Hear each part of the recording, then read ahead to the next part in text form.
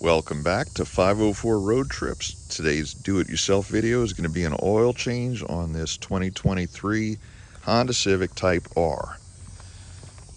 This is our third oil change video we've done on a Honda Civic, and each one's been a little bit different. Our first one was a 2015 base model Civic. Then the second one was a 2020 Civic Si, and they were pretty much the same thing when it comes to doing an oil change. This one's a little bit different because it has a different engine, so it takes more oil. Otherwise, it's pretty much the same procedure though. So first, let me make this disclaimer. I am not a mechanic. I make no guarantees that if you try to do this yourself, you're going to do it right. If you're uncomfortable working on your car, take it to a mechanic. In fact, if you have a Honda Civic Type R, I'd recommend you take it to the dealership. Don't just take it to Joe Blow down the street. Changing oil is basic maintenance. It's something everyone should know how to do. It's going to save you money because a mechanic's going to charge you so much to actually do the oil change. Plus, they're going to have markup on the parts, you know, the oil and the filter, and they're going to try to upsell you on a bunch of crap that you don't need. So let's get started on this. But once again, I'm not a mechanic, so anything you do on your own, you do it at your own risk. So first of all, let's go over the materials needed to do this oil change. Number one, we need a drain pan, and make sure that that plug is out, because if you start draining it and that plug is in, you can have a mess. 6 quarts of oil. Now note that the car does not take 6 quarts of oil, but that's how you have to buy it, because it takes more than 5 and less than 6. Don't put 6 quarts of oil in the car. Oil filter, and I get Wicks because everybody says it's the best. Don't get Fram. Pair of mechanics gloves is good so you don't bust your knuckles. Funnel. These are an assortment of oil filter wrenches that probably won't work. I can typically do it with my hands because I have large hands. But if you're going to do this yourself and you don't think you're going to have the grip to get the oil filter off, buy one of these that fits your oil filter, or get a good strap wrench. But the strap wrench has to have the 90-degree handle because there's no room to extend it outward. And that's also, it's got to be smaller, so make sure you get one that fits your oil filter. This one doesn't, so it's been modified to make it work. I have some rags to clean up on hand. I use these microfiber towels because they're dirt cheap and they're basically disposable. You're going to need a 17mm socket or open-end wrench, box wrench, whatever. Get the shortest Phillips screwdriver you can get and the shortest flat blade, which I don't have a short flat blade. So now we got to get this thing off the ground, and we're going to use those ramps and these pieces of wood and bricks to do that. Let's see how that's going to work. So the first thing to look at in this car is the amount of ground clearance it has, and it's not very much. So we have to get it off the ground before we can get it on the ramps. So this is how I've set up the wood and the bricks, and the whole purpose for this is just to get the car a few inches higher off the ground before we put it on the ramps. This is not going to be for long-term support of the car, and we are definitely not going to get under it while it's just on bricks. Not that you could, because it's only going to give us about 7 inches of ground clearance rather than the 4 that it already has.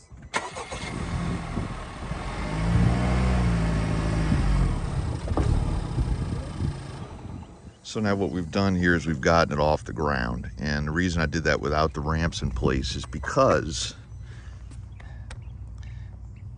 we want to be able to slide the ramps under here and line them up with the car already up. This right here is somewhat flexible, so if that drags a little bit, it's not going to hurt anything.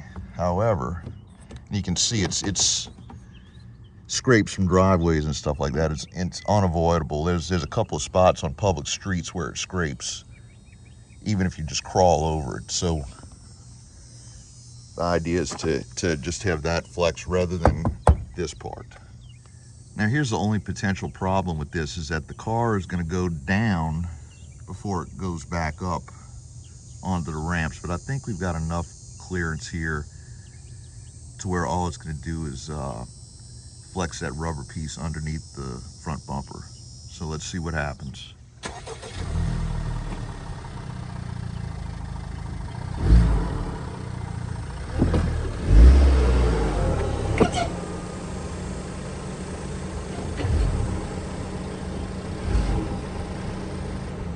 And I think that worked out pretty well. That noise that it made, this car's been sitting for about 2 weeks without being driven, so the brakes have that little bit of coating of rust on it, so they're squealing a little bit. I have to drive it later on and smooth them out. So let's get to work.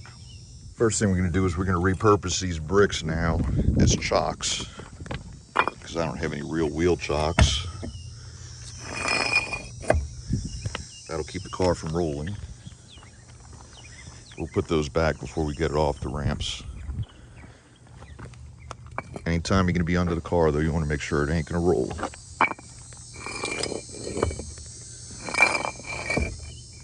Then we want to double check that the car is in the lowest gear, and that is always reverse, and that this parking brake is set.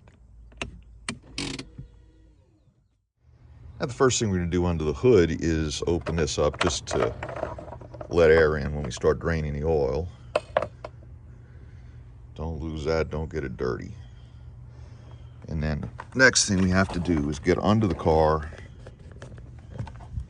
which we now have room to do. And this whole metal pan has to come off of here. And it's held on with Phillips screws here in the front. And then these little, I don't know what you call these little clips here, but this is just turns 90 degrees and it comes out. It's not an actual screw. And there's 1, 2, 3, 4, 5, like 5 or 6 of those. So let's take that apart.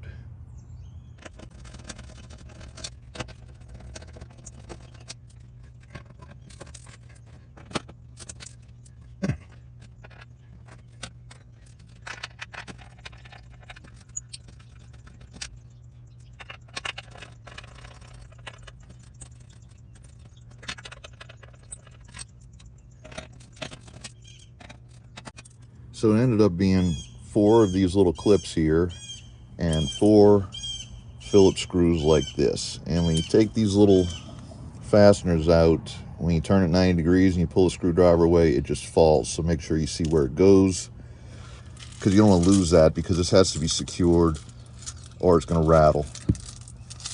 So put all those in one place. Now, a couple of things to note is the way that this goes under this lip right here.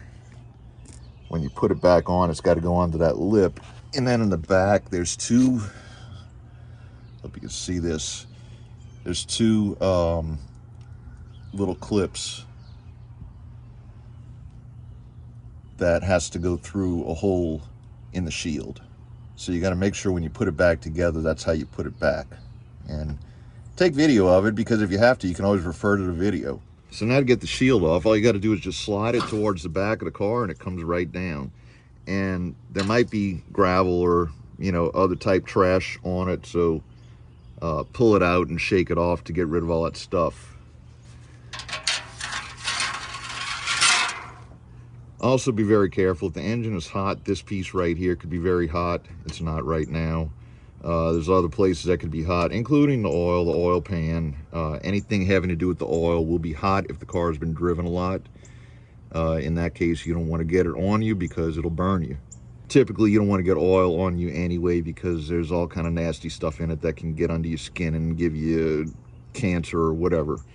You don't want the car to be entirely cold when you change the oil, because you want the oil to flow freely enough to come out of the car, but you don't want it to be, you know, having just driven 1,000 miles and boiling hot.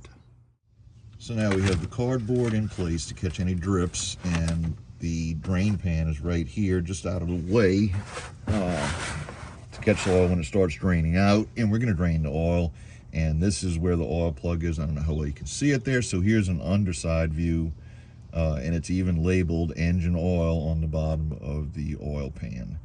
So we're going to open up this, and this is where the 17mm wrench comes in. wish I had a shorter socket because this one's actually a little bit too long, especially when you can only get one arm under here at a time, because you still really can't crawl under this car. But it shouldn't take much to break that loose. Once it's broken loose, it should just unscrew. I'm going to take this glove off because I don't want it to get all covered with oil. And the trick to try and get this done without getting oil all over your hand is to unscrew it while simultaneously pushing in on the plug with your index finger so that it keeps the drain hole plugged until you feel the thread skip. Once you feel the thread skip, that means that you've run out of threads and the oil's ready to come out. See, it's starting to drip. You also got to make sure that the oil pan is pushed back that way far enough to catch the drips, because, I mean, to catch the flow, because the flow will shoot out about a foot. So we'll let it drain now.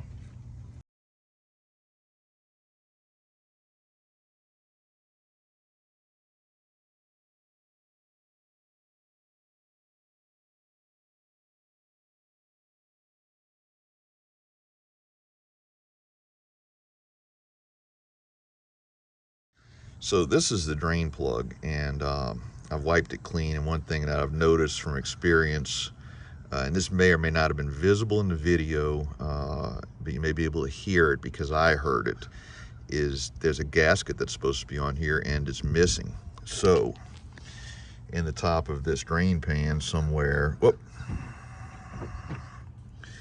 is the gasket. The gasket was stuck to the pan, and when the oil started to flow out, the gasket fell off. This could have very easily been missed, and that drain plug without the gasket will not seal.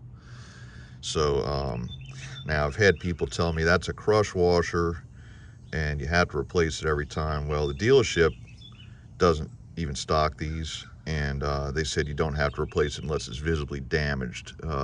It doesn't even appear to be a crush washer, although it may very well be. It doesn't look like other kinds of crush washers that I've used, but it doesn't appear to be damaged either. It's perfectly flush on either side. Now, the thing to do is you fill it up with oil and you check for leaks. You let the car warm up, check for leaks, and see if you got any leaks. If you got any leaks, then you should probably replace this and the plug. But in 30 years, I've had various cars that had gaskets like this, and I've never had a car of any kind leak oil through the drain plug. I've had other kinds of oil leaks, but not a single car I've ever owned has ever had an oil leak through the drain plug. So I'm going to put this back on, we'll wipe it off, put it back on, close it up, and be done with it. So after 10 minutes, this thing is still very slowly dripping. I'm going to go ahead and wipe this off. I want to have that as clean as possible. I'm going to thread this in a couple of threads so it'll stop dripping, and I'm going to try and wipe that piece again. Pine needles. Make sure that that's clean. And then we're going to screw that in. And with the wrench, this does not have to be super tight. You don't want to have an impact wrench to get it back off. But it's going to take both hands. That's about it. You don't want to put a lot of muscle into it because you will mess stuff up. The goal is to keep the oil from coming out, and that oil's not going to come out there.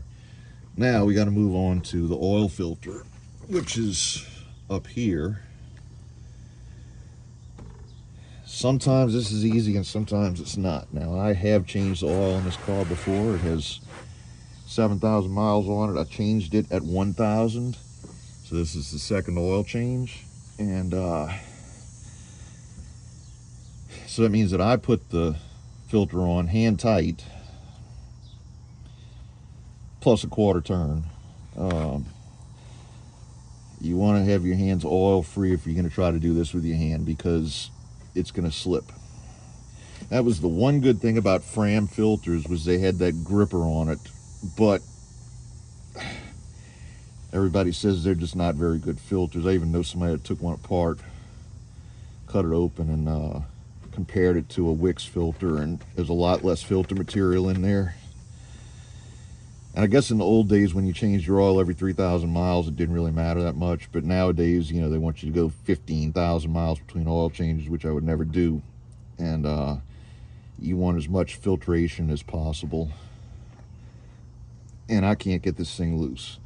So now we're going to go to the oil filter wrench. Now, I'd recommended this type of oil filter wrench. It fits, but it's not tight.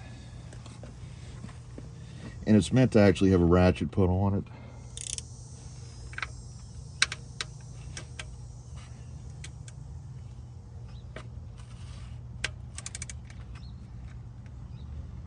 That actually worked. So now I'm not going to be able to get it off of there.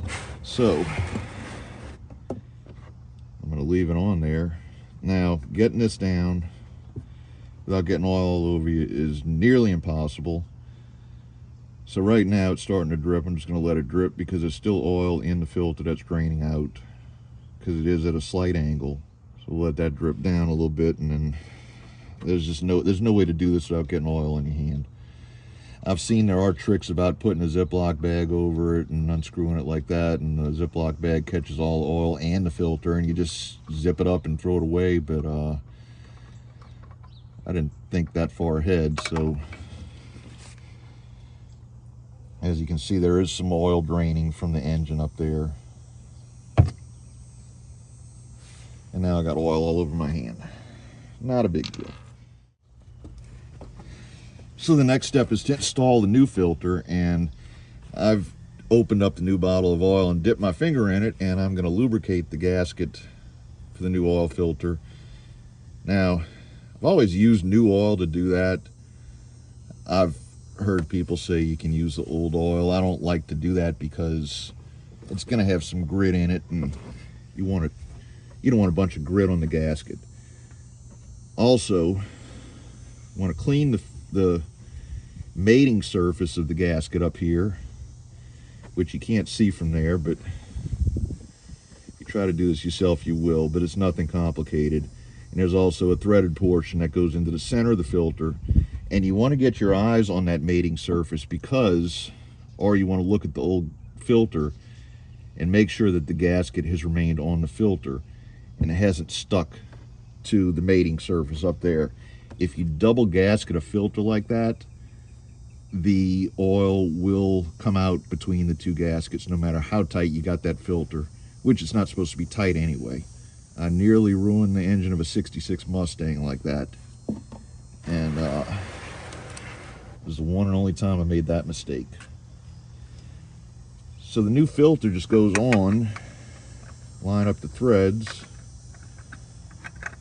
get it started, give it a spin. When it stops, you know, get it hand tight and turn it about, it's more like half a turn, but it's tight, but it's not so tight that it's going to crush the gasket and cause it to leak, and it's not going to make it impossible to get off next time. So that's it for the filter. Now let's fill the car back up. Now we're going to take a look in the owner's manual here, and we're looking under engine oil, which is on page 70, recommended engine oil, page 709. And 709. Honda Genuine Motor Oil, or commercial motor oil, premium grade 0W20 detergent motor oil with API certification seal on the container. But it doesn't say what the oil capacity is. Every owner's manual used to have, models without auto idle stop. Well, no Civic Type R has auto idle stop because they're all stick shifts, and I don't think that's something you can get on a stick shift.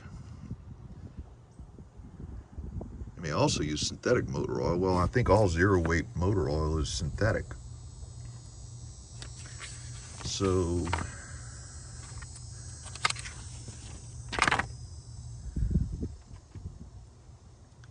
Oh, it even tells you how to change the oil.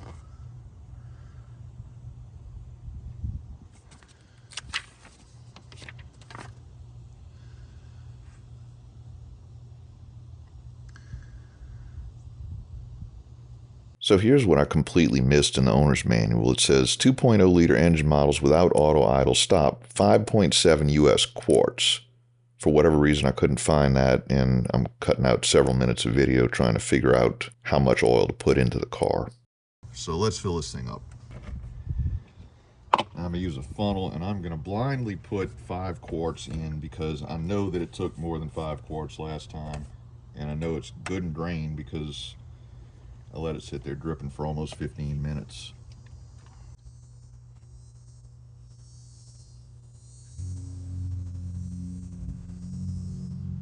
Okay, so now some time has passed since I put the 5 quarts in.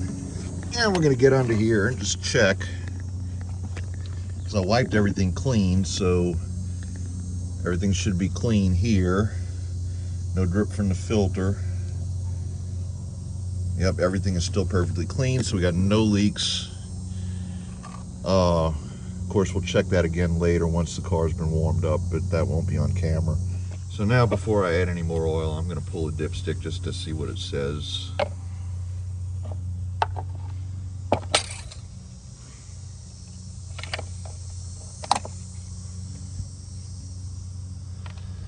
Pull it out and wipe it.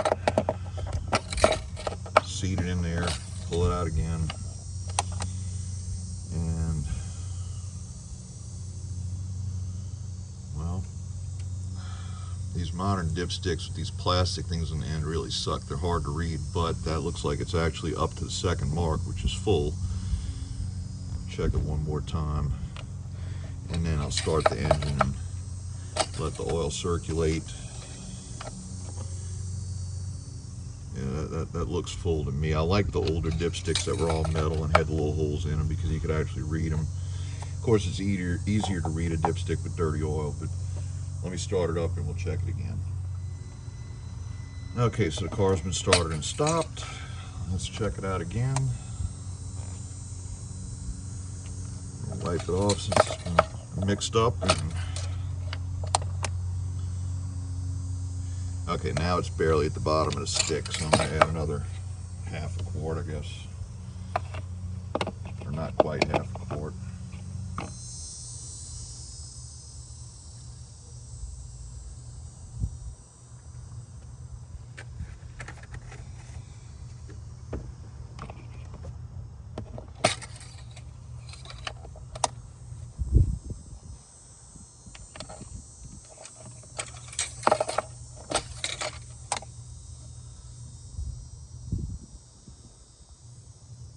Still looks a little low.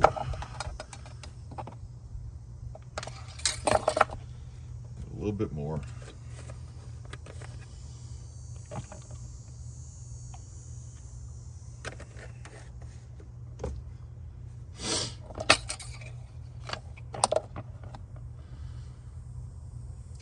Well, I don't know if you can see that. It looks like it's about where it's supposed to be.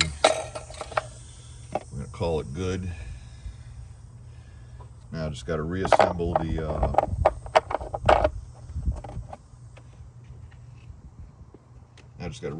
shield on the underside of the engine and back it off the ramps.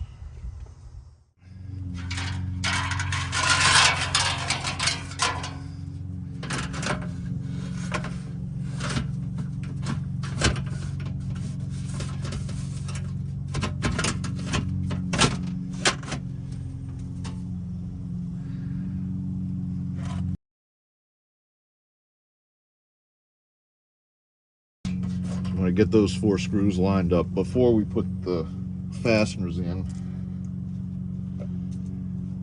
because if you tighten the screws down and the fasteners don't line up, you're not going to be able to attach the fasteners. And the idea with these fasteners is to put them in and turn them enough to get some tension on them so that they'll stay. And then you grab your screwdriver, but that doesn't always work. So once again, I'm just trying not to get all the way up the car. I just don't like doing that if I can avoid it, especially a car that if it falls off the ramps, it's going to be, if I can't crawl under a car without it being lifted up at all, I try not to get under it at all. Okay, so that's locked. That's all of them. Oh, but we still got to tighten up the screws.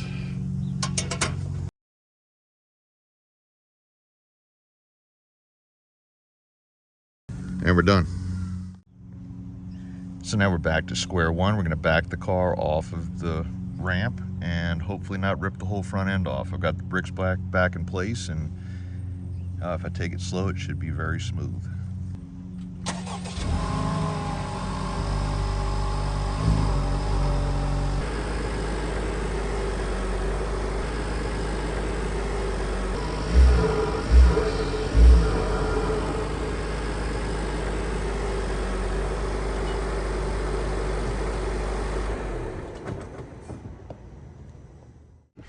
So back inside the car, first thing you see here is that the little indicator on the dashboard says maintenance oil life 30%, meaning that I could have gone another probably 2,000 miles without needing an oil change. But the car currently has, how much does it have on it now? 7,664 miles. I changed the oil at just over 1,000. I think it was like 1,300. Then at 4,000, we went on a lengthy road trip, and when we got home 10 days later, it was at 7,000 miles. So over the last 2 months, I've driven another 600 miles or so, and even though that, you know, they say you can change oil every 12 to 15,000 miles, I decided that you know, I'm going to change it every 5, so it was past due. I'll try to change it again around 12, 5, 13,000, which might not be for another year, because I don't drive that much. But to reset that oil life, which it was, and I'm turning this little thumb wheel here, maintenance oil life 30%, we're going to go into the infotainment system, and we're going to go vehicle settings. Then we're going to go maintenance info and select reset items, and we're going to select B, oil and filter, and we're going to select reset. Maintenance info has been reset, and now it says oil life is at 100%. And so that completes the job. All we got to do is close the hood and drive it and clean up the mess. One other thing that everyone should do is keep track of your oil changes. Write it down on the back page of the owner's manual. Just make a list every time you change your oil, even if you get it done at the shop or the dealership. Keep a log, because when you sell the car, that's valuable information for the next person that buys it. I use an app, and this is not sponsored. I don't pay for this app. I use the free version. It's called Fuely, and Fuely keeps track of my gas mileage, and it lets me keep track of any maintenance that I do on the vehicle.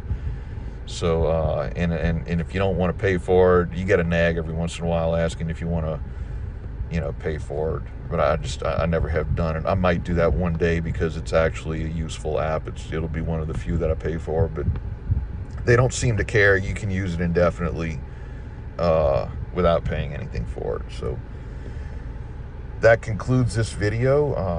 And as I said before, I'm not a mechanic. Anything you do on your own, do at your own risk. But this is a simple job that anybody that drives should be able to do. It's kind of like changing a tire.